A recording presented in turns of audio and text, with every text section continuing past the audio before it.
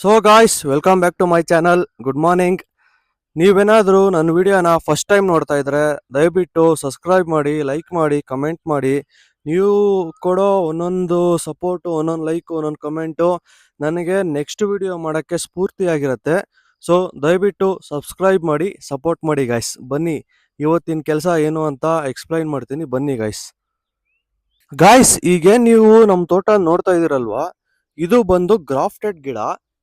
Grafted ಮತ್ತೆ cloning ಅಂತಾರಲ್ವಾ, ಆ ಥರ ವೆರೈಟಿ ಗಿಡ ಇದು. ಆ ಥರ ಮಾಡಿಫೈ ಮಾಡಿರೋ ಗಿಡ ಇದು. ಸೊ ಅದರಿಂದ ಏನಾಗುತ್ತೆ ಅಂದರೆ ಇದಕ್ಕೆ ಪ್ರೂನಿಂಗು ಅವಶ್ಯಕತೆ ಇದೆ.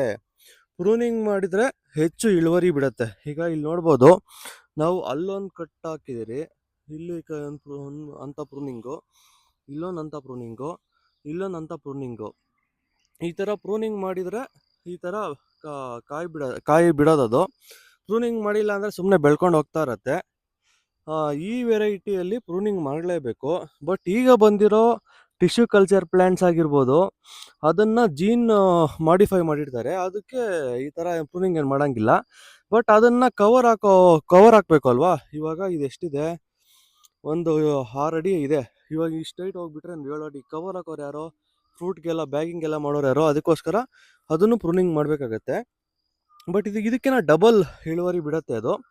ಮತ್ತು ಇವತ್ತು ನಮ್ಮ ತೋಟದಲ್ಲಿ ಕೆಲಸ ಏನಪ್ಪ ಅಂದರೆ, ಈಗ ಫ್ಲವರಿಂಗ್ ಆಗಿದೆ ನೋಡ್ಬೋದು. ಈ ಬ್ರಾಂಚಲ್ಲಿ ಫ್ಲವರಿಂಗ್ ಆಗಿದೆ, ಒಂದೊಂದು ಬ್ರಾಂಚಲ್ಲಿ ನೋಡ್ಬೋದು ಫ್ಲವರಿಂಗ್ ಆಗಿಲ್ಲ. ಈ ಬ್ರಾಂಚಲ್ಲಿ ಫ್ಲವರಿಂಗ್ ಆಗಿಲ್ಲ, ಇನ್ನೊಂದು ಆ ಬ್ರಾಂಚಲ್ಲೆಲ್ಲ ಫ್ಲವರಿಂಗ್ ಆಗಿಲ್ಲ.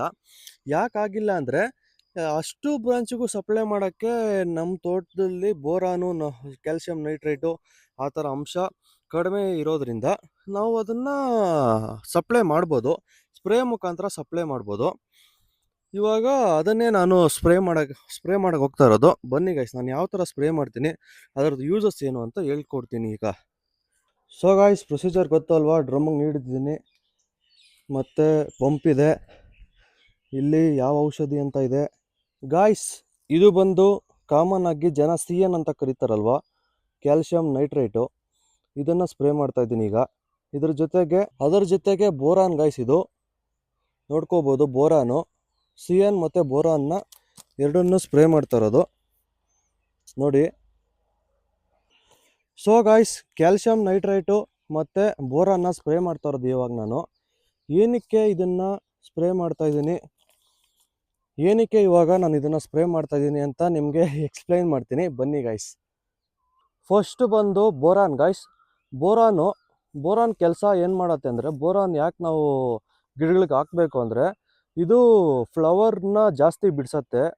ಬೋರಾನ್ ಸ್ಪ್ರೇ ಮಾಡೋದ್ರಿಂದ ನಮ್ಮ ತೋಟದಲ್ಲಿ ಹೂವನ್ನ ಜಾಸ್ತಿ ಬೆಳೆಸತ್ತೆ, ಮತ್ತು ಪೋಲನ್ ಸ್ಟ್ರೆಂತ್ನ ಇನ್ಕ್ರೀಸ್ ಮಾಡುತ್ತೆ. ಪೋಲನ್ ಸ್ಟ್ರೆಂತ್ ಅಂದರೆ ಏನು ಅಂದರೆ, ಇಲ್ಲಿ ನೀವು ನೋಡ್ಬೋದು, ಈ ಹೂ ಇದೆ ಅಲ್ವಾ, ಈ ಹೂವಿಂದ ಹೂವಿಗೆ ಗಂಡು ಹೆಣ್ಣು ಇರುತ್ತಲ್ವ, ಅದು ಸ್ಪರ್ಶನ ಹೆಚ್ಚು ಮಾಡುತ್ತೆ ಬೋರಾನು. ಮತ್ತು ಫ್ರೂಟ್ ಸೆಟ್ಟಿಂಗು ಜಾಸ್ತಿ ಮಾಡುತ್ತೆ. ಮತ್ತು ಫ್ರೂಟ್ ಸೆಟ್ಟಿಂಗು ಅಂದರೆ, ಫ್ರೂಟ್ಸ್ ಇರುತ್ತಲ್ಲ, ಕಾಯಿದು ಕಾಯಿ ಚೆನ್ನಾಗಿ ಕಚ್ಕೊಳ್ಳುತ್ತೆ ಗಿಡದಲ್ಲಿ. ಮತ್ತು movement of sugar in plants ಜಾಸ್ತಿ ಮಾಡುತ್ತೆ. ಅಂದರೆ ನೋಡಿ, ಇಲ್ಲಿ ನೋಡ್ಬೋದು ನೀವು, ಇಲ್ಲಿ ರೂಟಿಂದ ಪ್ಲ್ಯಾಂಟ್ಗೆ ಮೂಮೆಂಟ್ ಆಫ್ ಶುಗರ್ ಅಂದರೆ ಗ್ಲೂಕೋಸು. ಈ ಗ್ಲೂಕೋಸ್ನ ರೂಟಿಂದ ಫ್ರೂಟ್ಗೆ ಜಾಸ್ತಿ ಮಾಡುತ್ತೆ ಬೋರಾನ್ ಗೈಸ್. ಇದೆಲ್ಲ ಬೋರಾನ್ದು ಯೂಸಸ್ಸು. ನೆಕ್ಸ್ಟ್ ಇವಾಗ ಕ್ಯಾಲ್ಸಿಯಂ ನೈಟ್ರೇಟ್ದು ಯೂಸಸ್ಸು ಹೇಳ್ತೀನಿ. ಇದು ಏನು ಮಾಡುತ್ತೆ ಅಂದರೆ, ಸ್ಟ್ರಾಂಗರ್ ಲೀವ್ಸು, ಇಲ್ಲಿ ನೀವು ನೋಡ್ಬೋದು, ಗ್ರೀನಾಗಿದ್ರೆ ಅದೆಲ್ಲ ಸ್ಟ್ರಾಂಗ್ ಲೀವ್ಸು ವೀಕ್ ಯಾವ ಥರ ಇರುತ್ತೆ ಅಂತ ಈಗ ತೋರಿಸ್ಕೊಡ್ತೀನಿ ಬನ್ನಿ. ಇಲ್ಲಿ ನೀವು ನೋಡ್ಬೋದು, ಈ ಥರ ಸಣ್ಣ ಎಲೆ ಇರುತ್ತೆ.